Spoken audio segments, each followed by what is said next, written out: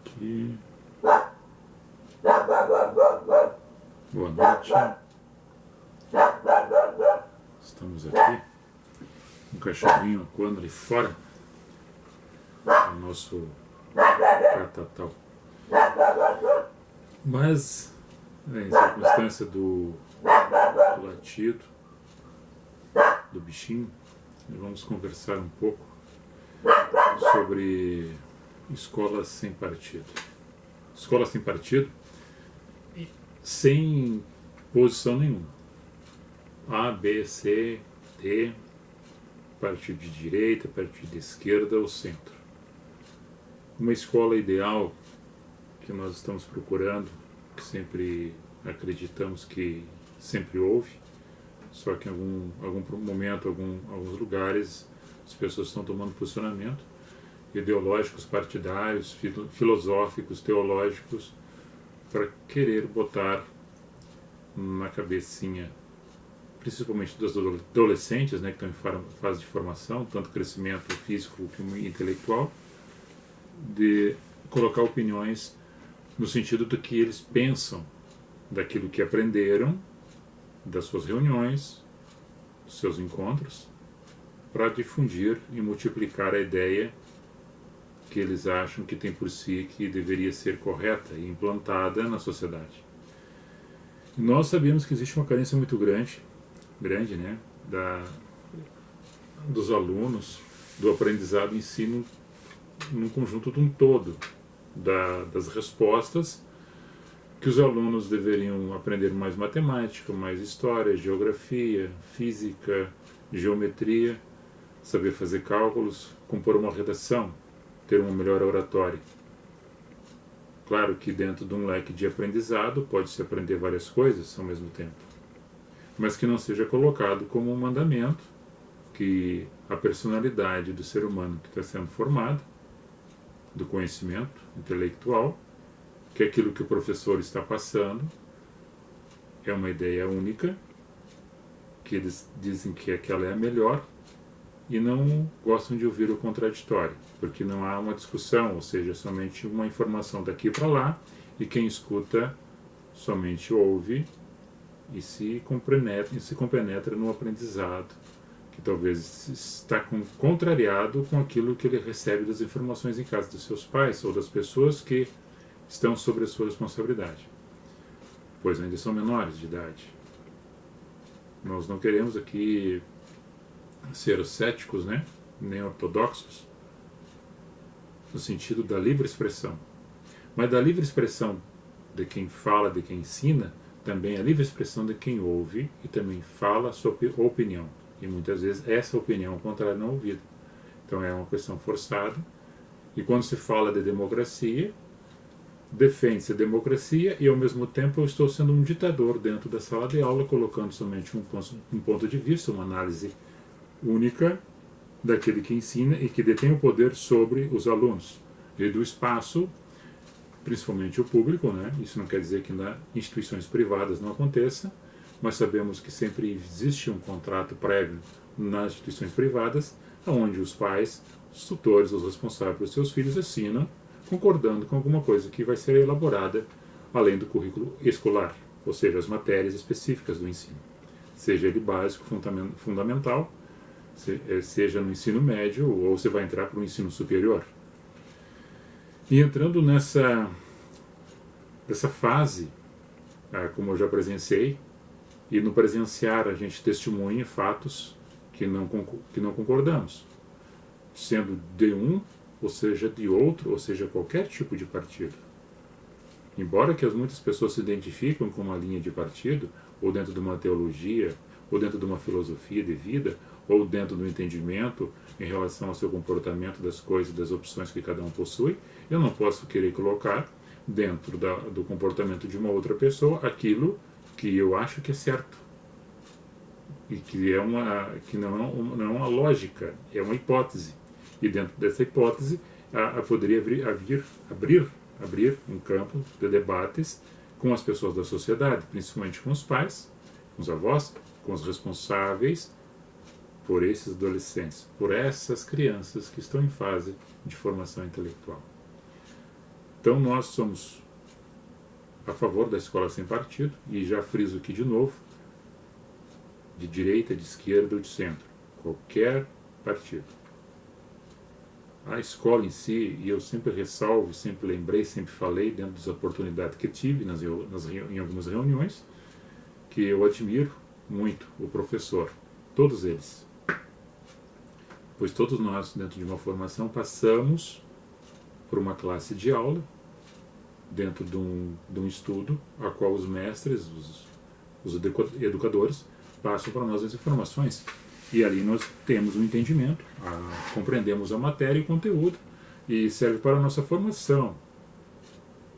Talvez para futuro trabalho, profissão, talvez para um futuro acadêmico, dentro de uma universidade, mas isso não me dá o direito de quem está ensinando, alegando que é livre expressão, e eu posso falar o que desejo para quem está me escutando, principalmente para criança e adolescente, onde existe uma responsabilidade, um costume, uma tradição, uma cultura, que é a responsabilidade dos pais de doutrinar seus filhos de acordo com aquilo que aprendeu com seus pais, avós e assim dentro da sua vida, na religião, na formação política e no comportamento humano. E isso você pode buscar na história, principalmente antes de Cristo, dos grandes filósofos que enumeraram os seus conhecimentos filosóficos e venham trazendo até nos tempos da Idade Média e no próprio século XX e no século XXI. Aí nós temos desde Aristóteles, Sócrates, Epícoro, Xenofontes, Platão, tantos outros.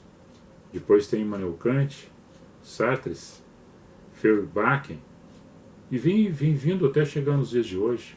Depois temos outros mais próximos à Idade Média, como já falei, Kant ali, o Santo Agostinho, São Tomás de Aquino e tantos outros filósofos. E eu não estudei filosofia.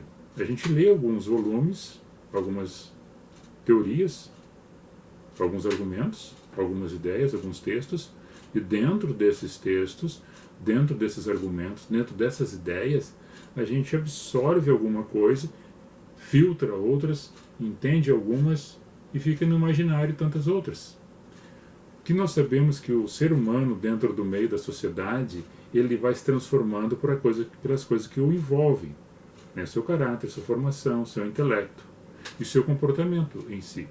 Agora eu falo eu. E como falo de algumas pessoas que também querem, assim, na harmonia da sociedade, crescer e desenvolver em todos os fatos, em todos os setores, seja ele no relacionamento, seja ele no social, seja ele no trabalho, seja ele no capital, na evolução e no cuidado com o meio ambiente, aonde nós vivemos.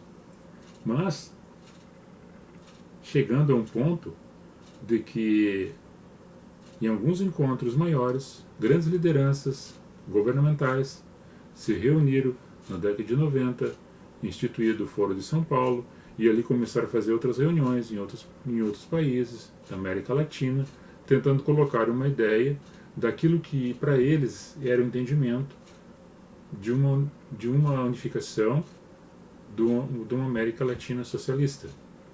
Tanto é que na década de 90, quando foi feito o primeiro Fórum de São Paulo, na cidade de São Paulo, 14 países ali estiveram presentes, mais de 48 partidos políticos envolvidos naquele fórum, debatido vários assuntos, no aspecto de que tudo que acontece na sociedade é a culpa do capitalismo, colocando um rótulo em cima da classe média que é culpada de todos os outros fatores que acontecem na sociedade. Nesse momento, quando tinha na América Latina 6 países que se diziam de uma ideia esquerda socialista, em 2016 já passou para 12. Então, o Foro de São Paulo, no sentido de que não era somente uma reunião de uma ideia, mas era uma reunião política socialista. E eu estou dizendo que isso é uma coisa que pode ser discutida dentro destas lideranças, mas que as outras lideranças sejam escutadas. Agora, dentro de uma sala de aula, colocar que essa é uma ideia verdadeira e que esta linha tem que ser seguida, eu estou dando e tirando o direito da opinião ao contrário. E aí, quando eu coloco isso nos adolescentes, automaticamente aquele que se opõe a não querer escutar, a não querer presenciar, a não ouvir isto, vai haver debates, vai haver rotulações, vai haver bullying no recreio, fora da sala de aula, automaticamente inflamados por um e por outro, poderão ser agressivos, discutirem e entrarem em vias de fato. Culpa de quem? De quem está ministrando, de quem está colocando isto como um currículo dentro das escolas. E nós, como pais, como pessoas da sociedade, nós somos contra, nós não aceitamos isso. Então, dentro disso aí, vocês poderão fazer a leitura, nós poderemos ser compreensivos, e assim desejamos que vocês também sejam compreensivos, os mestres, os professores. Se eu falo A, eu tenho que ouvir o B. A democracia faz parte do conjunto. Se você fala de democracia e está querendo ser um ditador, dizendo que os outros que são ditadores, da mesma forma, como uma grande liderança, um filósofo do século XX, que coloca como a pedagogia do oprimido, dizendo que quem fosse ajudar uma pessoa necessitada a dar um pão, a dar um agasalho, a culpa era dele mesmo que estava ajudando aquele que precisava, ele que era o ruim, aí nós não vimos que quem quer ajudar, de partilhar, de ajudar, não tem o amor. Então, só do ponto de vista ao contrário, quem está do lado que se diz oprimido, que nós sabemos que existe muitas pessoas excluídas na sociedade, mas eu não posso querer rotular um lado e querer inocentar o outro, para querer dizer que esse que está agora numa situação de submissão, que fosse o caso, de que nós temos corruptos em vários lugares e setores na sociedade, não somente no meio político, querer mudar o quadro e colocar aquele que estava numa situação inversa, entrar para o poder e amassar a outra. Só trocou o lugar, mas aí a opressão é o contrário. Que mudança haveria nisto? Onde é que está a prática do amor e da solidariedade em relação a isto? O equilíbrio das ideias no conjunto do repartir o pão está dentro de uma ideia de que não é somente filosófica, é social, mas social dentro do trabalho social, não dentro de uma questão socialista, onde o Estado é para ajudar as pessoas, ajudar a sociedade, não as pessoas serem usadas pelo Estado para fortalecer o Estado. Essa é a diferença. Da mesma forma, quando se fala da teologia da libertação. A teologia da libertação, quando a fraternidade, a solidariedade das pessoas que ajudam o próximo sem o interesse, mas eu não posso ajudar o próximo e fomentar nas mesmas pessoas que são os necessitados, os excluídos, dizendo que a culpa disto é de outra classe dominante, é o outro que está colocando ele na exclusão, ele que está sendo assim, está sendo assado, é um delinquente por culpa de um grupo da sociedade, de uma classe. Da mesma forma como eu coloco o branco contra o preto, o hétero contra o homossexual, o católico contra o protestante, o rico contra o pobre, e depois uso eles de massa de manobra, entro uma grande liderança, manipulo essas pessoas e saio como grande líder, o salvador da pátria. Essas questões de colocar uma pessoa e um grupo contra o outro é no objetivo de tomar o poder e perpetuar sobre ele. E nessa perpetuação de poder, da mesma forma que aqueles que dizem nos seus encontros que existe uma ditadura, na verdade, quem está querendo implantar a ditadura é quem quer perpetuar no poder e transformar isso tudo num simbolismo a qual eles levantaram e se transformaram na grande bandeira de todos os grupos dentro da América Latina, querendo copiar a Rússia e China e Coreia do Norte, onde as pessoas muitas vezes servem o Estado e são somente células. Tem sempre alguém servindo ao Estado. Passa o tempo, tem mais pessoas e mais pessoas fortalecendo o Estado. Com Karl Marx falando sobre a questão do comunismo, do socialismo, mas vivendo do capitalismo. É uma demagogia. Em cima disso aí, nós, pessoas humanas, sensíveis com tudo isso, aí, lá em 2004, uma pessoa, um procurador de Estado de São Paulo, Miguel Najib, ele forma para entrar numa associação de um grupo Escola Sem Partido. Em 2015 para 2016, um senador da República entra com um programa de um planejamento para fazer um projeto, colocar a PLS 193 2016 da Escola Sem Partido. E nós temos no país já em 4 municípios, que foi aprovado nas câmaras municipais, o Escola Sem Partido. Tem mais 60 municípios trabalhando em cima disso aí, para que haja coerência, que haja respeito, que a democracia, as escolhas sejam feitas e elaboradas ouvindo os pais, os responsáveis, os tutores de seus filhos, onde eles têm responsabilidade de escolher para os seus filhos aquilo que é melhor para eles, dentro da família. E nós podíamos aqui, vamos citar alguns municípios que nós temos, foi Jundiaí, Campo Grande, Montes Claros, Picuí e Pernambuco. Esses municípios já foram aprovados na Câmara de Vereadores, Escola Sem Partido. E nós não queremos fomentar para que haja guerrinhas, brigas e intrigas. É a pacificação. As pessoas se vitimizam e colocam o culpa em alguém, e esse outro que talvez esteja num processo de exclusão ou de bullying, ele rotula o outro, e nós sabemos que existe alguém que faz isso, e nós temos que coibir a violência dessas atitudes que não são coerentes dentro da escola. E aí as pessoas, os adolescentes, acabam ficando com ódio daquelas outras pessoas que dizem que estão o rotulando. E pode haver isso, porque foi fomentado isso. Cada vez mais que se fomenta isso, mais haverá discórdia, mais haverá pessoas uma contra as outras. E nós temos que entender que dentro da escola haverá sempre discussões, mas não é o direito do professor querer, dentro da sala de aula, pelo poderio que tem, pela afinidade que possui com seus alunos, instigá-lo a seguir a ideia que eles têm em relação a isto, porque dentro dos seus encontros, das suas reuniões, foi colocado isso como se fosse muito bom, excelente, talvez, para eles. Mas, na sociedade como um todo, nós não acreditamos que seja. Então, a democracia é assim.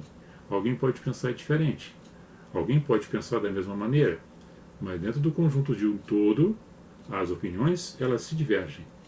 Mas dentro de uma pacificação tranquila para o controle da humanidade, onde todos nós precisamos um dos outros, e não achar que o ideal jogado goela abaixo, forçado, sem ouvir o contraditório. Usar o espaço para querer engodar, ludibriar a mente do adolescente, nós não aceitamos isto. Se for de esquerda, for de direita, for de centro, nenhuma dessas ideologias nós não aceitamos. Então era isso. O papo era esse. Um abraço aí e até mais.